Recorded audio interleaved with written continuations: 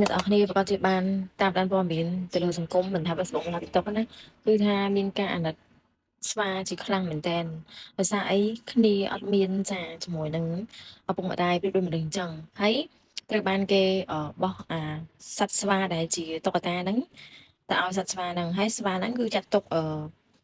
តុក្កតាស្វាហ្នឹងគឺជាម្ដាយរបស់គាត់ចាជាអាណាព្យាបាលរបស់គាត់ណាដែលវាជាសិប្បនិមិត្តអត់មានចលនាមានអីទេប៉ុន្តែ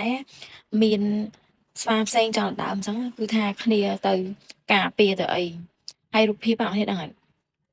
គ្នាខំទៅចិត្តទៅអីចង់នៅក្បែរចង់របៀបថាមានជីវិតល្អដូចគេឃើញស្វាផ្សេងគឺមានសេចក្តីសុខឃើញមានម៉ែឪគេមើលថែអញ្ចឹងដល់ពេលគាត់តែឯងហើយគាត់អត់ដឹងថាតុក្កតាហ្នឹង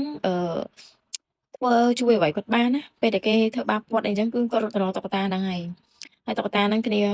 គេថាវាអត់មានចលនាអីហើយគ្នារត់ទៅរកហើយអត់មាននរណាគេលេងមួយគ្នាជួយគ្នាមានតែគេតាមធ្វើបាបអីទៅមើល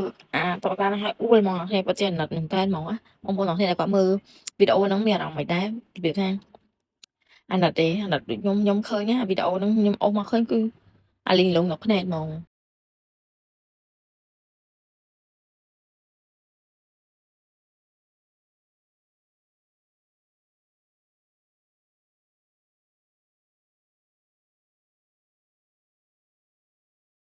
បងប្អូនពេលដែលបងប្អូនគិតថាខ្លួនឯងលំបាកបងប្អូនអាចមើលស្វានេះបានជាគំរូគឺគាត់តែឯងគាត់រស់ចានៅដើម្បីទៅថ្ងៃមុខទៀតហើយឃើញបងប្អូនគ្នាគាត់ខំទៅចិត្តគេអត់លេងជាមួយគេអត់អីឃើញវីដេអូនោះបងប្អូនឈឺចាប់ណាហើយអាណិតស្វាហ្នឹងខ្លាំងហ្មងហើយរត់ទៅរកតុក្កតាហ្នឹងដែលលក្ខណៈថាជាតុក្កតាសិប្បនិមិត្តចឹងគេធ្វើបាបគេអីអញ្ចឹងអើយនិយាយទៅមើលហ្នឹងហើយអួលហ្មងសត្វស្វាដូចតែមនុស្សយើងអញ្ចឹងសត្វអីក៏ដោយវាដូចតែមនុស្សអញ្ចឹងវាមានសេចក្តីស្រឡាញ់វាមានក្តីមេត្តានិងវាមានអ្នកអាក្រក់អ្នកល្អដូចមនុស្សយើងអញ្ចឹងហើយបើសិនជាបងប្អូននេះគិតថាយើងមានជីវិតមិនសមណងមិនល្អដូចគេចូលមើលស្វាគំរូស្វានេះឡើងវិញថាគេជាស្វាគេតស៊ូហើយគេការពារម្ដាយដែលជាតុក្កតាហ្នឹងគេធ្វើបាបមិនក៏តស៊ូតែមើលនេះហើយអ្នកនេះមានថាក្ដួលហ្មងណា